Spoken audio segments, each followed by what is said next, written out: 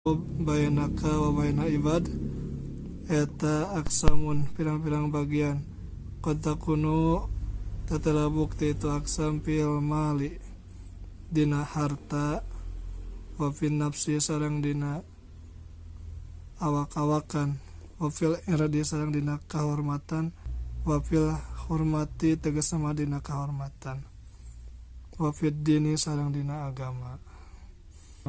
Ari dosa anu katilu mah nyaeta pirang-pirang dosa antara anjeun sareng antara pirang-pirang hamba.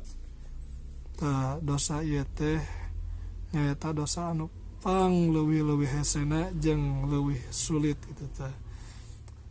Anu mana dosa antara anjeun jeung ibad teh diantawisna teh contoh dosa dina urusan harta tanah atau naon gitu tah.